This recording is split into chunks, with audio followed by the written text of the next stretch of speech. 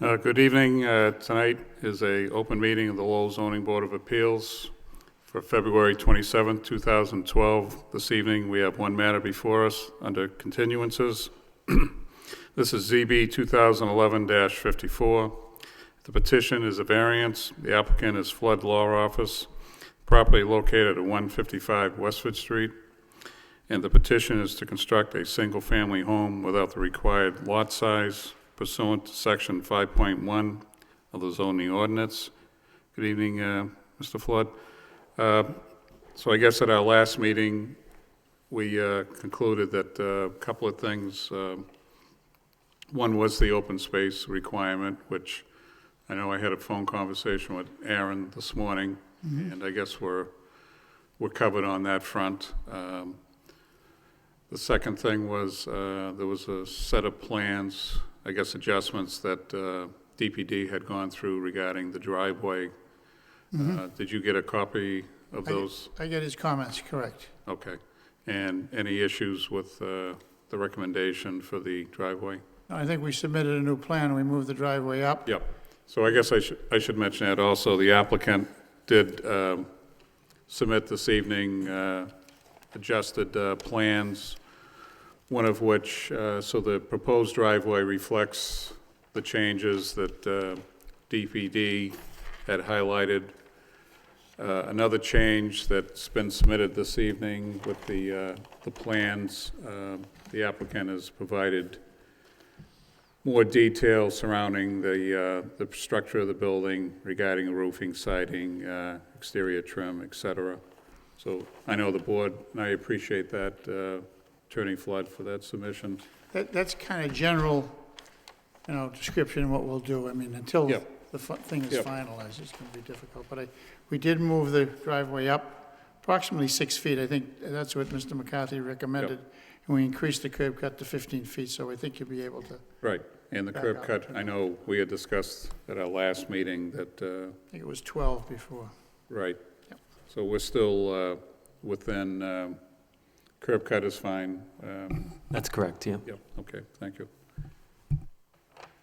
So, Counselor, anything else you want to add? Well, those were the changes, and as long as, I had made the request to amend it by bringing in the open space, plus I had initially made a request for a waiver of the initial plans, the requirements for the plan. Correct. Yep, so that's it. So if I can just ask one quick question to DPD, the waivering of the plans, we don't have to condition that at all, do we, or do we not?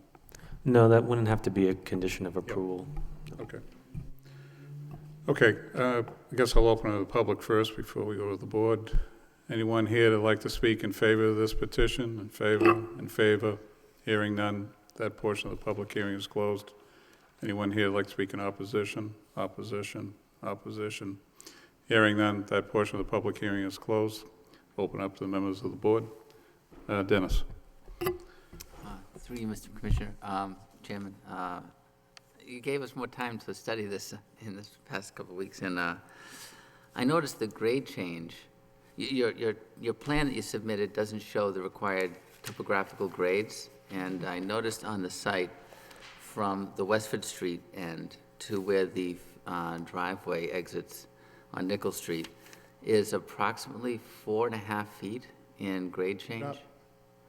So I'm curious as to how you're going to resolve that. Are you going to, because the building elevations depict one floor I think a lot of that's got to come out, Mr. McCarthy.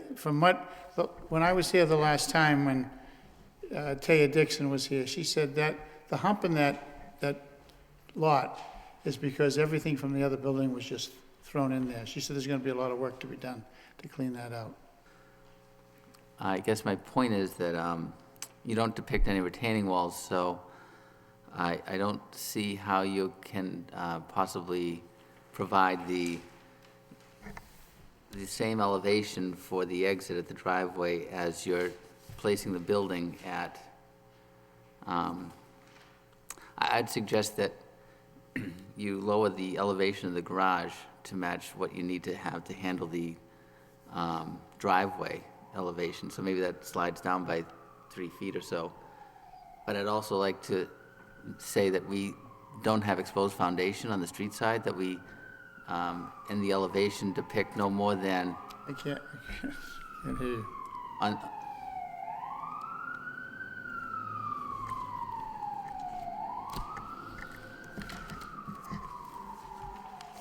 okay, on the elevation that you show on the Nickel Street side, you show approximately 2 feet of foundation wall exposed, and I think we want to maintain that with whatever changes you need to make to the garage floor elevation to accommodate the existing grade. So that might mean that the siding is a little bit longer, Yeah. right, on that side. Thank you. That's the only thing I had. Thank you, Dennis. Kevin? Through you, Mr. Chairman. I appreciate the new plans. I think they look great. I look forward to the project progressing. I think it's going to be a much better eyesight versus what's there now. After driving by it numerous times, it's been brought to my attention.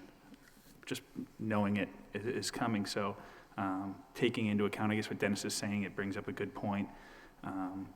But I assume that can be taken care of from a building perspective and will be. I'd rather see that garage drop versus having a retaining wall built in, just because there is such a small yard already. Thank you. Thank you, Kevin. Gary? I have no questions, Mr. Chairman. Okay. Corey? Yeah, through you, Mr. Chairman. I do like the changes that the petitioner made on this. He certainly showed his willingness to work with the board. And, a big concern of mine was, the parking. So he moved the curb cut 6 feet closer to Westford Street and extended it, I believe, another 3 feet. So, Joe, is that sufficient circumference to back a vehicle in and out of there for using safety? It might still be a little tough for, say, a bigger vehicle like a truck for the space that would be closer away from Nickel Street coming out of the garage, just from the turning radius they would have to make, but, it probably is doable. But sufficient, okay. It's certainly an improvement from the original plan, that's for sure. Yes, that's correct. Okay, I mean, it's satisfactory. It's borderline, it's close, like you said, but I can live with that. I think it's sufficient, and I'm also in agreement with Dennis and Kevin there regarding the garage foundation. I think that'll cure that problem as well, Mr. Chairman. So with a slight change there, I think it's a great petition, and I do support it. Thank you. Thank you. So I guess regarding the comments around the elevations, if I can throw a question at DPD on this now. So regarding the elevation question, is this something that would be handled at the time of the building permit, or is there anything we have to address at this point based on Dennis's comments? Well, it could be a condition of the board if they saw fit to have any kind of plan brought back if the elevation has to be dealt with, if there has to be some kind of excavation. But we could look at it as well while we're going through the building permit phase if that was the board's wish. Yes, Dennis. I think it could be as simple as a condition stating that any modifications made to the plan to accommodate grading would result in no more than 2 feet of exposed foundation wall as a final result. So I'll move it to Attorney Flood. No, You that's, okay with that, Mr. that's what that's what he was getting at. Sure. I think and that will explain in the decision to the architect and the engineer what has to be done, so. Sure. I think that's probably the best way to do it. Okay. Just give me 1 minute.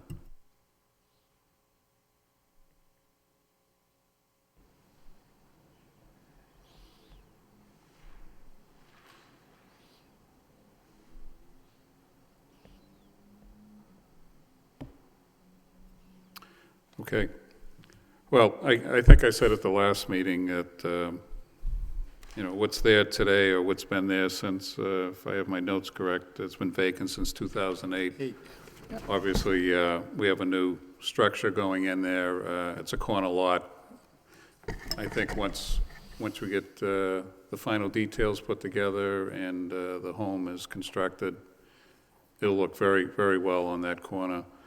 I also believe, based on for the conditions around the variance, the original variance to be issued.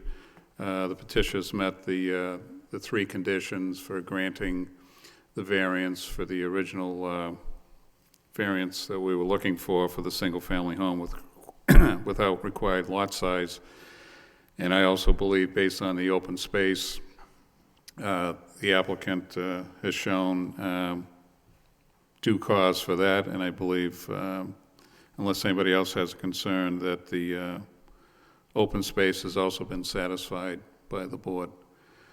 I guess we have the one condition that Dennis has pointed out. Does any other board members have any other conditions they'd like to mention at this point? Mr. Chairman, with that driveway, I think, as I stated earlier, it's borderline, but is it necessary to put because it's literally once you take the corner from Westford onto Nichols, you got about 50, 60 feet before, which if somebody accelerates, as soon as they turn the corner, is it necessary, the board, I don't know how the other board members feel about maybe a blind driveway sign for safety reasons? That's about all I can think of, because, it is close, but just a thought.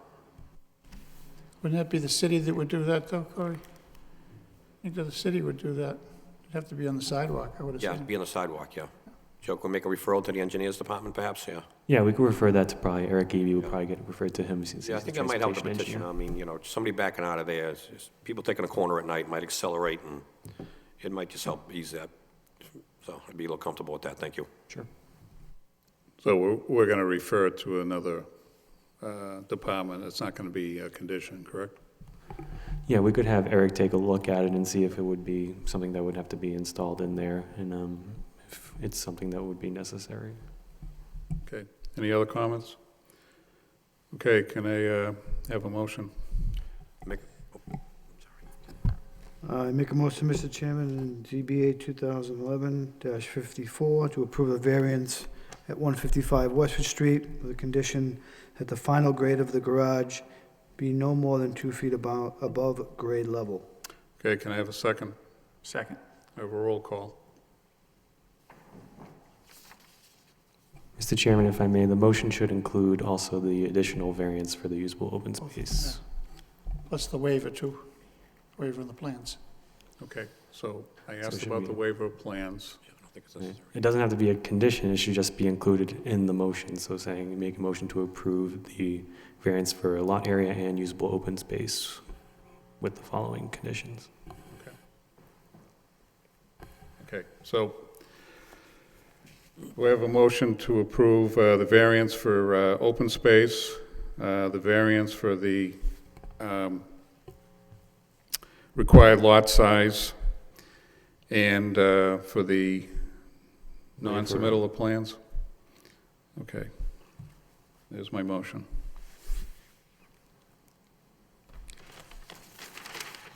I think you got to come back. Chairman Bailey? Approved with conditions. Mr. Belanger? Approve with conditions. Mr. Ahern? Approve with conditions. Mr. McCarthy? Approved with conditions? Mr. Perrin? Approve with conditions. Okay, Attorney Flood, you've been approved with conditions. Wish you the best of luck. Thank you. Thank you very much. So I don't believe we have any other matters before us, excuse me. We have minutes to approve from February 13th, 2012. Any comments? Hearing none, can I have a motion to approve? Make a motion to approve the minutes. Have a second? Second. Mr. Bailey? Approved. Mr. Belanger? Approve. Mr. Ahern? Approve. Mr. McCarthy? Approved. Mr. Perrin? Approved. Okay, any other matters do we need to entertain this evening? If not, I'd like a motion to adjourn. Make a motion to adjourn, Mr. Chairman. Second? Second. So moved.